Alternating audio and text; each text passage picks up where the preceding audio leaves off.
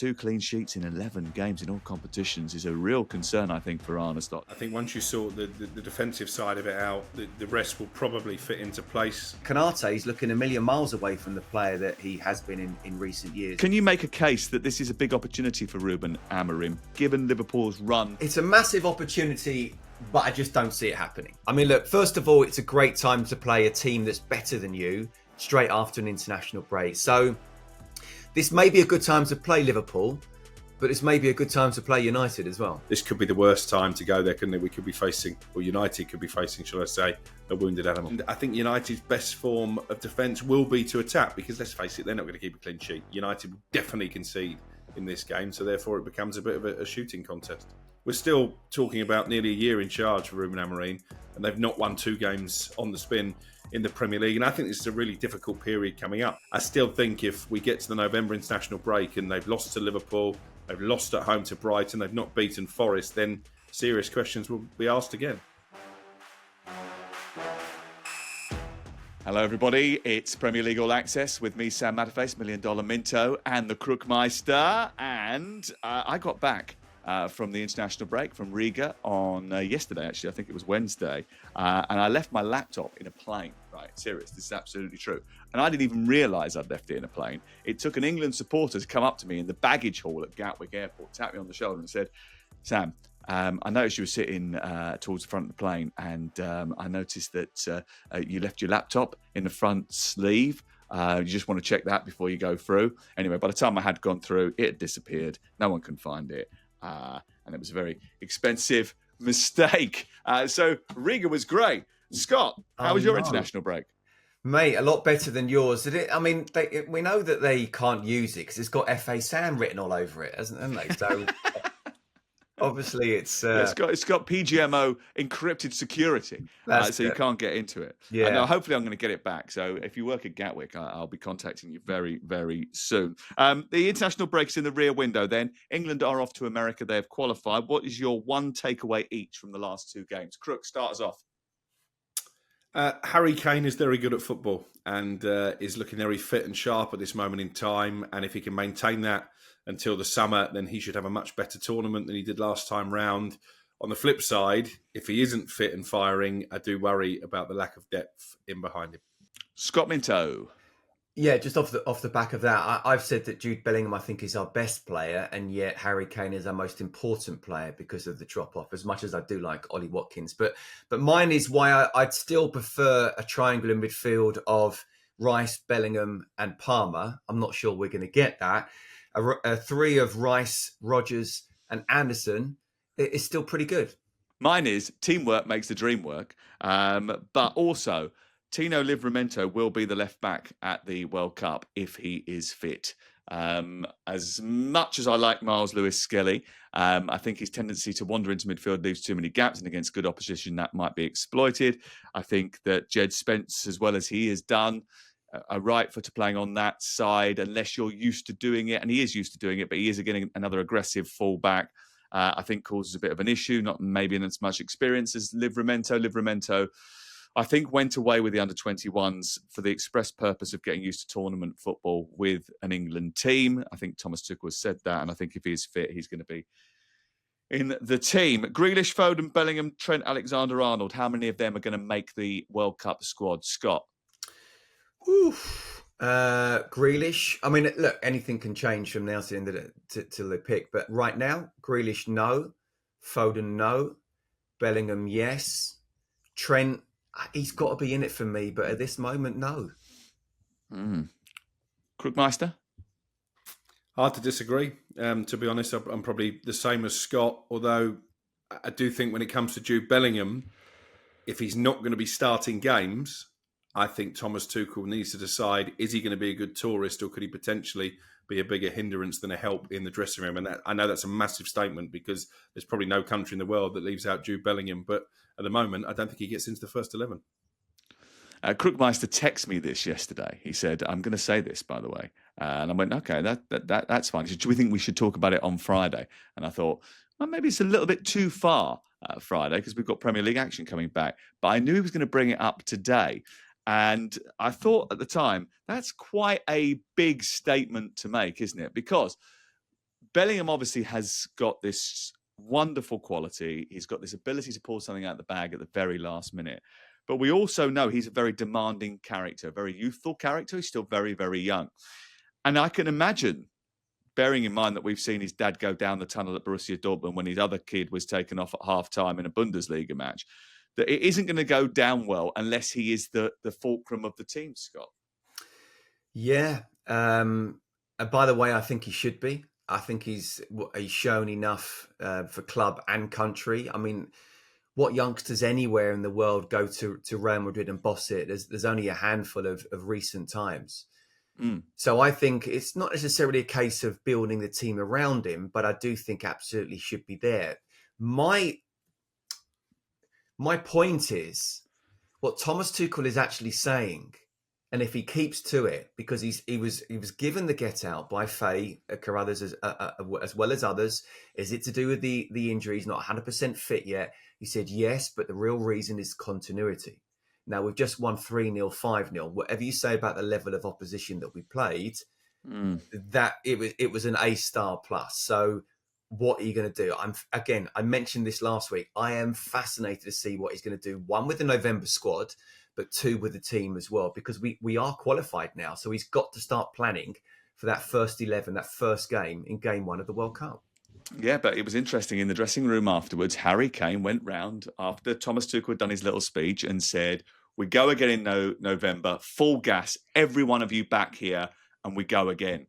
And I thought, interesting, very interesting. And immediately afterwards, we were talking, some of us, like I was just having a coffee with someone yesterday in Riga, and the first thing was, we're all now looking forward to see what happens in November when that squad drops. Is that name on the squad list or not? Right, that's it for international football for at least another month.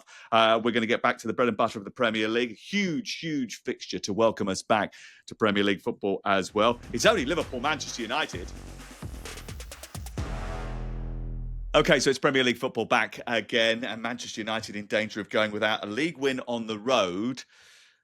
9 times away from home, the first time since 1989. See, Fergie had bad times too.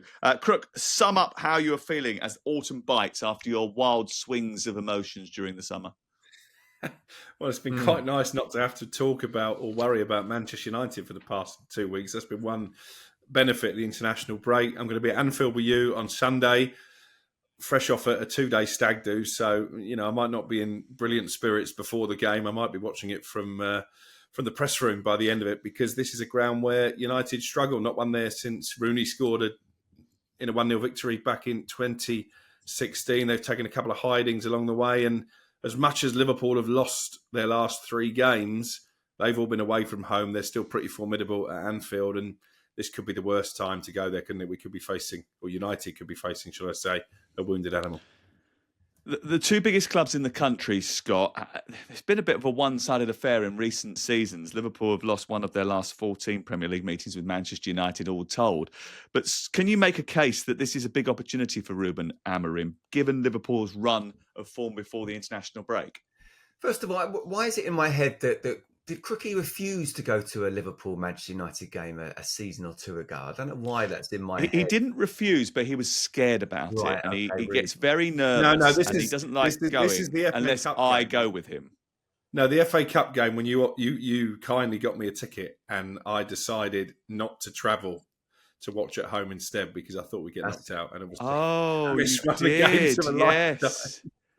I got you a ticket for the 4-3, the best game of that season, one of the best games ever that I've ever commentated on. Amad Diallo scoring in the last minute. And of course, didn't you go on to win the FA Cup that year? Yeah, I went to the final and the semi. Oh, yeah, so you turned up for the glory, but you couldn't do the hard graft of supporting your team when they needed you most. Okay, fair enough. All right. Anyway, Scott, we were saying, is this a big opportunity? Honestly, and by the way, if I didn't know who the stag was, I'd be thinking he'd be joining any 2-day stag just to numb himself ahead of this game. Well, there's a lot to talk about there, i.e. he's trying to take over as the best man. I know 2 days before the stag do, which is not, because he's not happy with the duties that the best man have done. He's decided that he's taking matters into his own hands and started to order costumes. And I've tried to say to him, it's not your job. Stay in your lane. But he's not having it. Anyway, let's stay in our lane. Sorry. Is it a big opportunity, Scott? You know what? It's a massive opportunity, but I just don't see it happening. I mean, look, first of all, it's a great time to play a team that's better than you straight after an international break with travelling and tiredness and all the stuff that comes with that. Second of all, Liverpool are having a bit of wobble. It's not a crisis. It's not a mini crisis, but 3 defeats on the spin in all competitions is definitely a bit of an issue. And even before then, when they were winning games, they weren't playing particularly well, but they were finding moments. Individually, as well as a team, they're not playing particularly well. They're looking vulnerable defensively for sure. I think the inclusion of, from a defensive point of view, Wirtz, along with Salah as well, I think take something away from them, their solidness. And also Mo Salah is not quite at the form that he certainly was last season and had been over the last few years. So this may be a good time to play Liverpool, but this may be a good time to play United as well. Okay, 3 straight defeats for Liverpool pre-international break, as we've already mentioned. I just wonder whether or not actually Slot would have been quite happy about the fact that the break has come, just to break up that run of results, just to sort of take the pressure off a little bit. Obviously, a lot of players going off on international duty, come back, reset, start again. Of the areas that are not quite working at Liverpool currently, what is the biggest concern, do you think, Crook? Salah's form, Wirtz's struggles, or the defence that can't stop conceding goals? I think that, for me, I think once you sort the defensive side of it out, the rest will probably fit into place. I think they've tried to change too much too quickly. I think they've missed Trent Alexander-Arnold. Salah has certainly missed him, but they are too easy to create chance against. We saw that right on the first day of the season when Bournemouth went there and probably were unlucky not to get something from the game. And I think United's best form of defence will be to attack, because let's face it, they're not going to keep a clean sheet. United will definitely concede in this game, so therefore it becomes a bit of a shooting contest.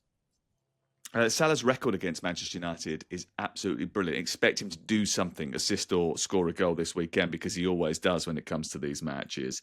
Wirtz yet to have a goal involvement. He got a little bit of a boost from Julian Nagelsmann, said it will take time. I mentioned in the last pod, mentioned it a couple of times now, look at the chances he's creating. No one creates more than him in the Premier League, so before we all start having a go at him, let's just remember that actually he does need other people to finish off some of those moments. But that defence, 2 clean sheets in 11 games in all competitions, is a real concern, I think, for Arne Slot, especially with the way that Arsenal are performing at the back. How much does winning the league last season give Slot time, Scott? Yeah, I mean, look, I hear now people saying, oh, well, that was Klopp's team. Well, Klopp couldn't win the league with Klopp's team, and yet he's come in straight away. And don't forget, at the beginning of last season, people were saying he's got to bring in players. They didn't. Oh, they're not going to do anything. And look what happened. So it does take time. We've talked about it before, about Diogo Jota and the loss of that off the pitch, obviously, mainly, but also on the pitch. Luis Diaz has gone. You've got new players coming in. There's a new sort of system and style in a way that the players have to get used to. Crookie's mentioned Trent going. I don't think people realise just how good he is or was in a Liverpool shirt. And Konate is looking a million miles away from the player that he has been in recent years. So there is a transition in place, and absolutely he should be given a little bit of space just because of what happened last season. I'm not surprised they are where they are, and look where they are. It's not as if they're in crisis. They're 1 point behind Arsenal. Yeah, I think let's clarify what I mean by that. The idea of giving him a bit of time, I think he deserves a little bit of respite, a little bit of pressure-free environment because of what he achieved in his first season, to shape the team in the new mould, to set them up for sustained success, which I think is what Liverpool are trying to do going forward. I think that he could go without winning anything this season, and he still should be revered after what he achieved last campaign, because that was a major, major achievement. On the flip side of that, is Amarim starting to buy himself a little bit of time because of the home wins that he's been putting together, Crook? And he got that huge vote of confidence from Sir Jim.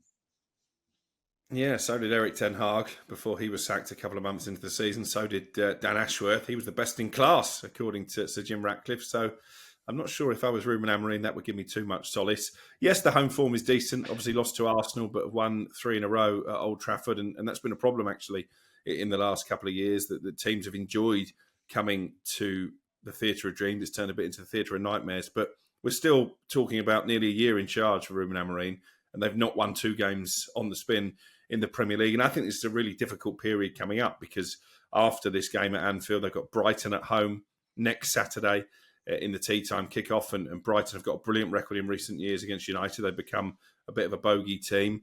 Then it's Forest, could have a new manager by then, Nottingham Forest, so that might be a difficult time to play them. And then Tottenham, who obviously beat United every time they played them last season, including in the Europa League final. So I still think if we get to the November international break and they've lost to Liverpool, they've lost at home to Brighton, they've not beaten Forest, then serious questions will be asked again. Sam, has he just sacked Ange? Yeah, he sacked Ange. He sacked Ange there. He sacked Ange there. Interestingly, though, he sacked Ange, and he spent his whole last 2 years having a go at Ange, and then admitted that Ange has beaten Manchester United every time he's played them.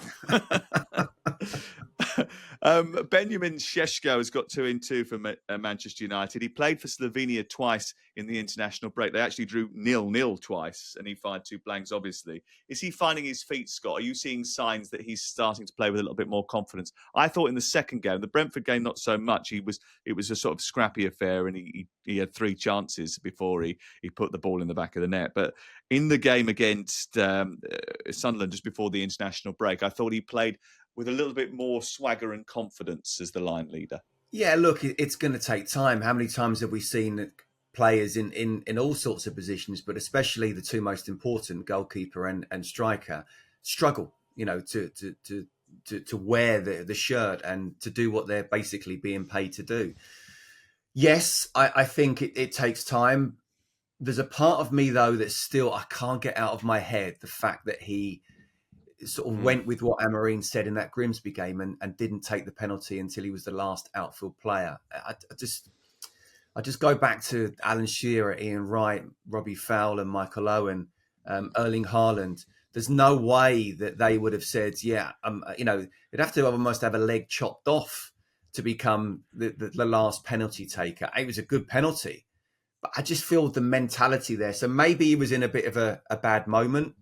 We'll have to wait and see whether he has more bad moments, because it's still a tough time to play for Manchester United. But look, Sunderland, I think they were very disappointing. I thought that was a really good game for them just before the break after what happened with the Brentford game. But I hope for Sesco's case and for Crookie's case as well that he can score goals. We'll wait and see. The jury's out for me. Senna Lomans got an easy starting goal against Sunderland. Big test away at Anfield, though.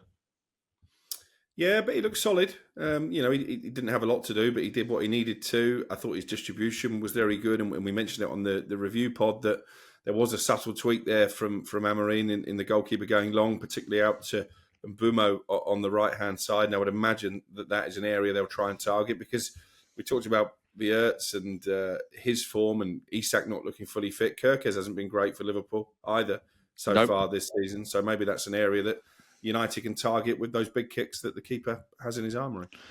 And Burma's statistics really good, especially line-breaking runs, getting in behind defences, taking people on, dribbling at defences. His statistics brilliant. Even if he hasn't scored a load of goals, he's looked a real threat early in the season. Let's get stuck into Saturday's action now. talkSPORT's exclusive live commentary comes from the City Ground. Well, I will reassure you, Ange is definitely still in charge for now.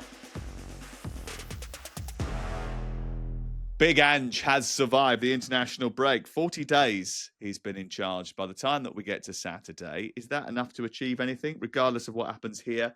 Wouldn't it look a little bit foolish, Scott, to do what Crookie has advocated and sack the manager before the next international break? He needs time, doesn't he?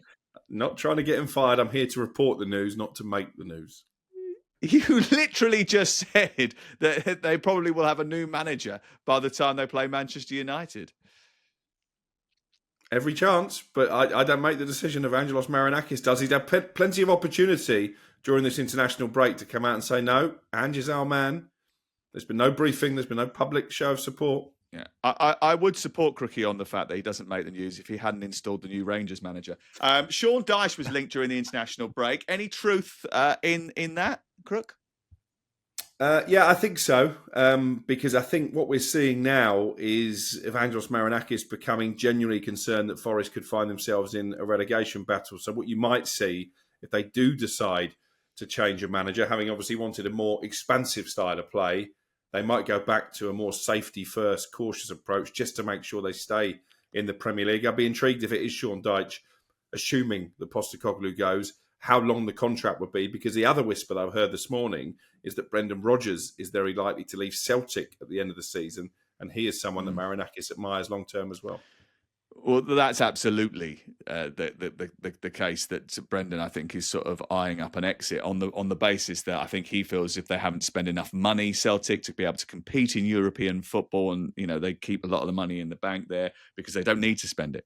The only issue with the Brendan Rodgers thing, obviously, is his affiliation to Leicester City, which is quite sort of terminal and turned out to be terminal when it was the other way round for Steve Cooper. So I'd be a little bit concerned about that. They were booed off at home last time out against Midtjylland. And I wonder if it will get a little bit toxic here if Chelsea take an early lead. And Chelsea do have a very good record at Nottingham Forest. And Ange Postecoglou has a very bad record against Chelsea. I think he's lost every single one of his games against them. I still think, and look, whether or not it's the right thing or the wrong thing, I think having put him in charge in the middle part of the season and being sort of told to move the team from a pragmatic style to a more progressive style, it's very difficult to immediately change that after 7-8 games. You're asking almost someone to work a miracle. Not saying that it's gone particularly well, but it will look like panic on Marinakis's part if he does indeed pull the trigger. Chelsea have struggled on the road, though, in 2025. And although they had the high of that brilliant win at Stamford Bridge against Liverpool, they do need to improve that if they're going to be up there in the Champions League places. Yeah, they do. It's about consistency, isn't it? And we've not seen much consistency from Chelsea so far, but it did feel like a big week heading into the international break. Obviously, Jose's return, that they won that game. And then, as you say, they should be buoyed by what happened in the closing stages against Liverpool. Not just the closing stage, actually. I think over the course of the game, they were the better team, and that just felt like it provided a bit of light relief for Maresca.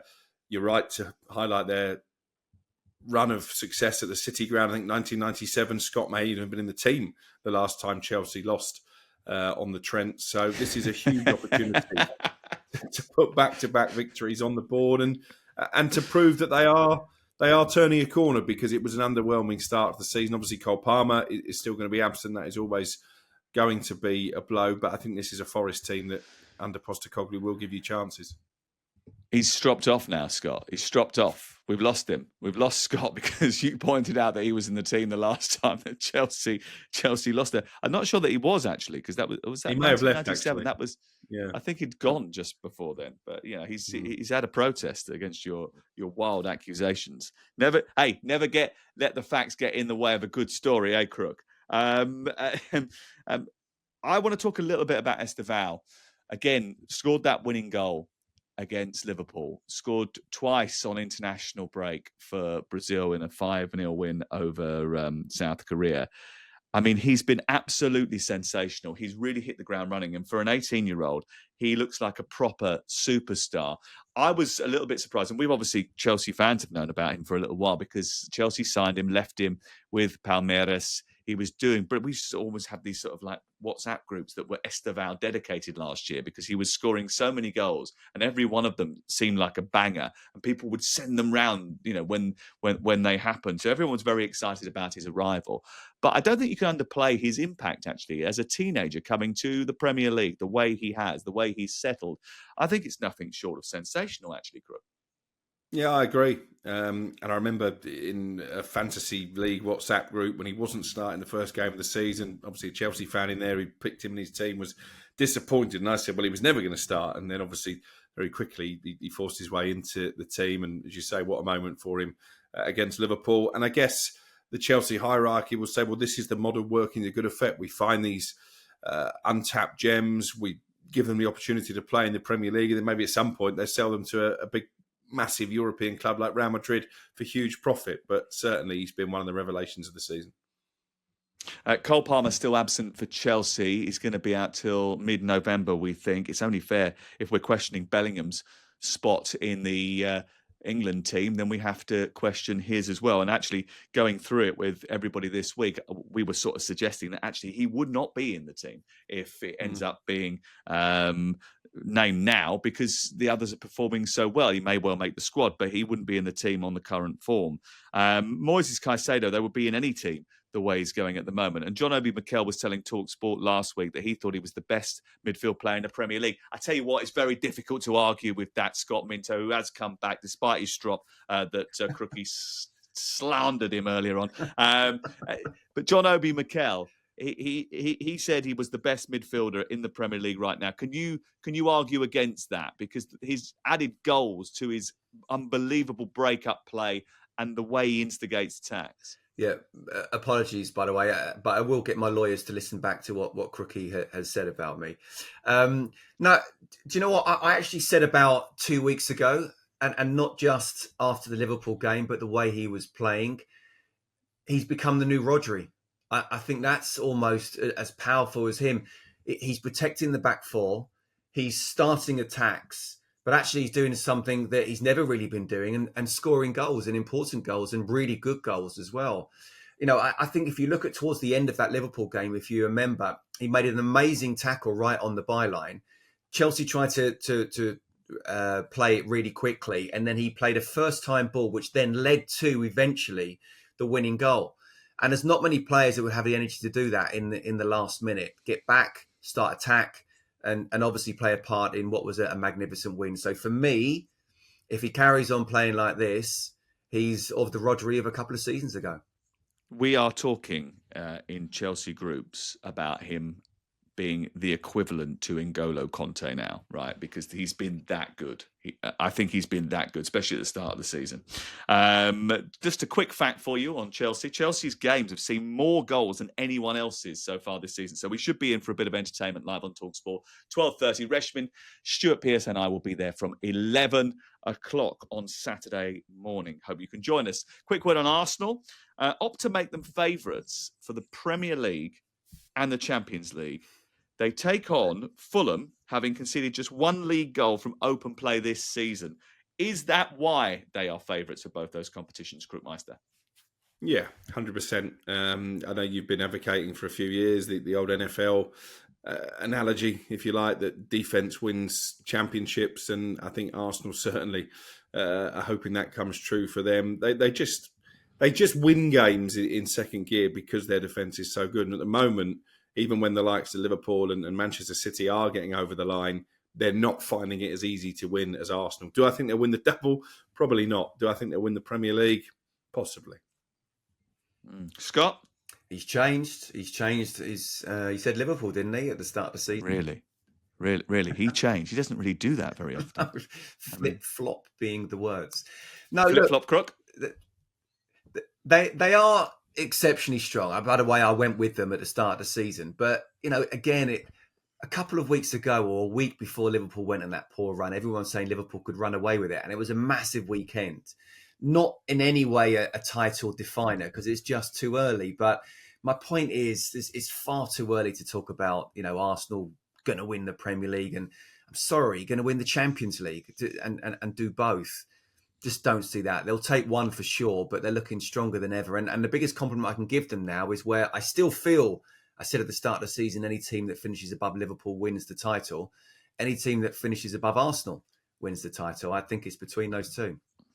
Interesting. Okay. Let's turn our attention to the bottom of the table now, because there's not one, not two, but three potential 6-pointers in the relegation race. It could be crucial come the end of the season.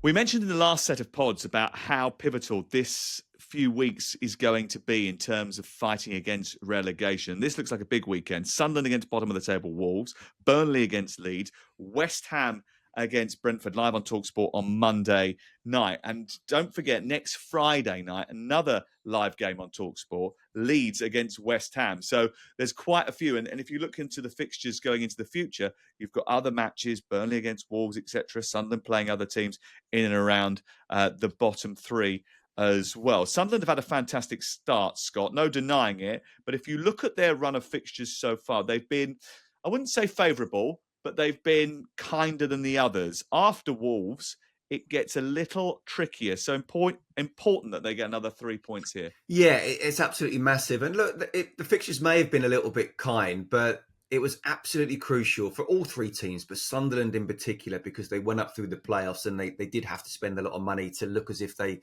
could even have a fight in the Premier League, to start the season well, to give them that belief. And you look where they are in the table right now, it is still very early days.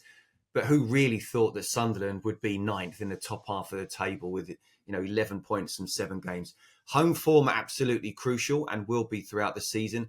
But now they have that belief that they can, if not with the big boys of the Premier League, hold their own in the Premier League. And I think psychologically that's absolutely crucial.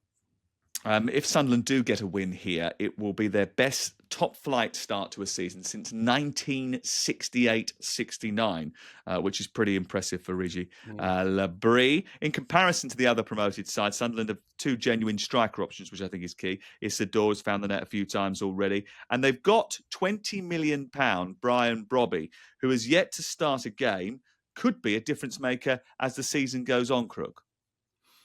Yeah, and I think if you look at the other 2 newly promoted teams, Burnley and Leeds, they don't have that kind of firepower. And that's why when we did the preview pod at the start of the season, we were all asked to tip which of those teams we thought might stay up. And I was quite keen on Sunderland. As you say, decent run of fixtures at the start of the season, but you still got to take advantage. And they wouldn't be the first newly promoted team to get their points early and then maybe fade away, but still ultimately stay up. This is a big game for them because Wolverhampton Wanderers, I think, have been poor. And I mentioned before, I was told by an ex-Wolves player, their pre-season form was poor. They didn't look like the same team. They obviously rewarded Vitor Pereira with a new contract, which maybe looks a little bit premature now. So I do think this is a massive opportunity for Sunderland. And if they win, I think even at this early stage, you have to seriously start to fear for Wolves in terms of staying in the Premier League. Well, they're yet to win a game yet, Scotty. Another defeat here would be a real hammer blow. They're struggling to score goals, and that might be the reason. They've had 66 shots in 7 Premier League games this season. Their average of 9.4 shots per game is their lowest in a season in the competition. It's their worst ever return in a Premier League campaign. That's a worry, and that firepower is so important when you're at the bottom of the table, and they just don't have it, do they? No, they don't. And I'm almost going to contradict myself because I said at the start of the season, and well done to Crookie, by the way. I remember being on holiday in July, and he said about Sunderland, so it wasn't just the start of the season. He said it about a month earlier, and they have started off really well. But I predicted Wolves to go down at the start of the season. But their performances are better than what their points suggest. I was at the Spurs game where the second half, Vitor Pereira changed the system and Spurs couldn't handle it. And in the end, it took that last minute Paulinho goal against Brighton. They conceded late as well. That's 4 points dropped. Now, you can't keep on doing that and expect to survive. But I just see more in their performances than what I think their results in the table reflect. So as long as they don't get too down, and this is a big game, this is a massive game for both of them, I still don't see them guaranteed to go down, even though I did think they would be for sure at the start of the season. I think I tipped Leeds to stay up this year, and the top 2 from the Championship last season clash at the weekend, and they've made relatively decent starts, I think, if not as spectacular as Sunderland's, but they struggle to score. On paper, this looks like a guaranteed 0-0, doesn't it, Crook? Let's hope not. Do you know what? Looking at the Premier League weekend, I think there's a few games that are too tough to call. But I take your point. Burnley, obviously built on defensive solidness. Leeds, we've already mentioned their lack of firepower. But I'm not sure 0-0 suits either manager. I think both have got to see this as a massive opportunity to put 3 points on the board. So do you know what? I'm going to go against you here. I think this is going to be much more entertaining than it looks on paper. Do you think so? It could possibly be. I mean, Leeds struggle to score goals. That's a big issue for them. Although Okafor looked very lively during the game against Tottenham before the international break. But they just don't have a point. I mean, the point man is Dominic Calvert-Lewin, and he does affect the game. But it breaks down too much with him. He doesn't make the right decisions at the right time. And maybe that's because he's been sort of rusty and hasn't played enough football recently or whatever.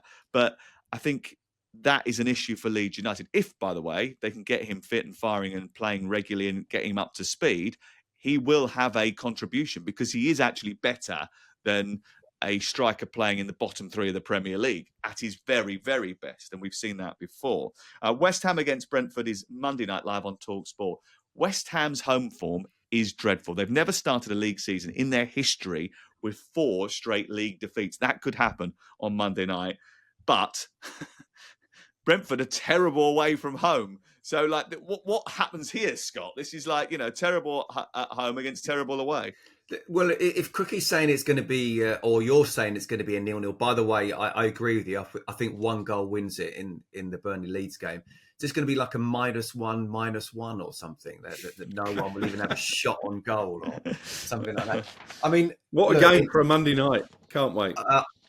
Well, I'm going, and I'm going to enjoy it. So I think you'll be fine. Look, I hope, obviously, that Nuno's able to sort of turn things around, look slightly more solid than they did under Graham Potter. That, he can get... There are good players there. There are good players, but we'll have to wait and see what's going on with the fans at the moment. I do understand where the funds are coming from, but there's not a lot that now the club can do about it. They're in a London stadium. It's not a football stadium. It's certainly not Upton Park. But what are you going to do? And once the game goes on, I know the fans will get 100% behind the team. It's just concede that first goal. Will they?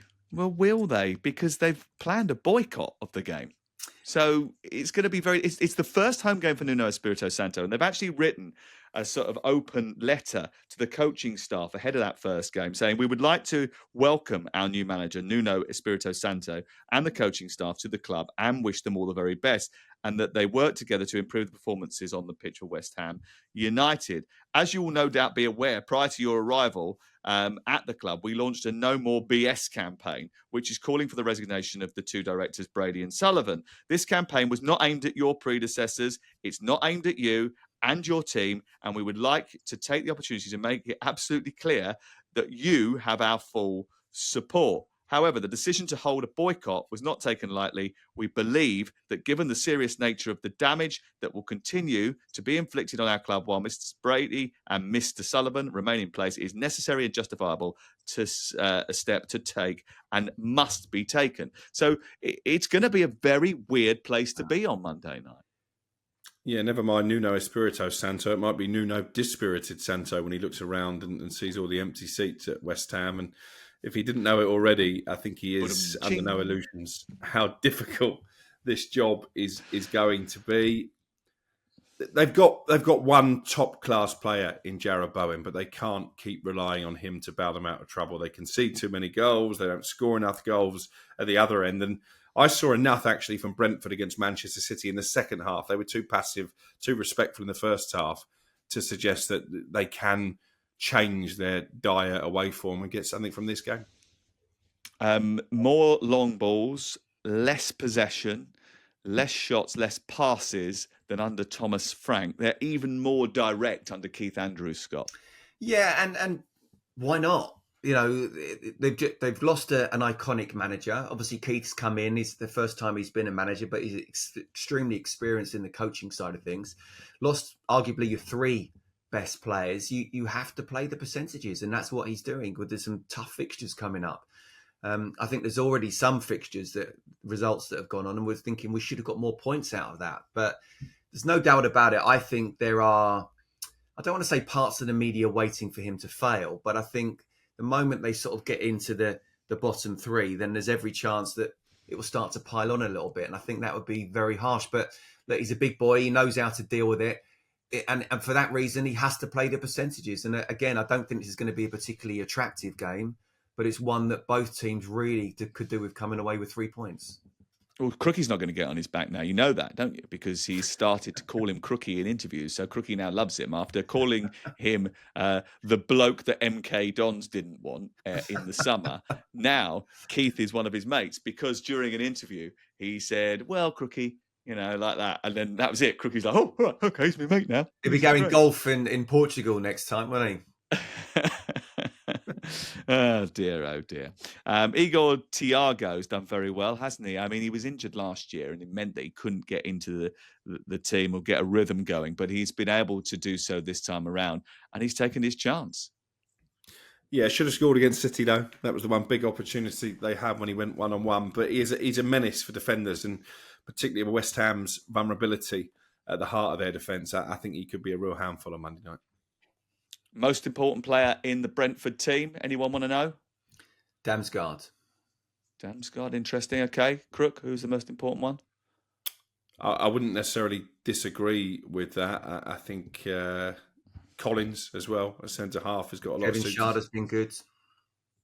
I'm going to go for Kaisedo, the right fullback. They've propelled 34 long throws into the box this season more than anybody else, and he's taken 30 of them. He's also actually very good going forward down that right-hand side. So he's the key player for me on Monday night. And that Monday Night Football is live on talkSPORT, 8 o'clock. Adrian Durham, myself and Danny Murphy will be in the London Stadium, even if the West Ham fans aren't. We've got Game Day Live on Sunday. Crook and I will be at Liverpool versus Manchester United. We've also got Tottenham, Aston Villa that day as well to bring you updates from. Game Day Live on Saturday. Adrian takes you round the grounds. Manchester City, Everton, Brighton, Newcastle, plus a full classified results service at 5:15. Troy Deeney and Alvin Martin and Mickey Gray are also on that show. 12:30 on Saturday, QPR Millwall, big London derby is on talkSPORT 2. And we're at the City Ground, Nottingham Forest against Chelsea. Looking forward to that. Make sure you join us and return for the review pod on Monday lunchtime. We will be here to look back at all the weekend's action and look ahead to some massive ties in the Champions League. Have a good weekend.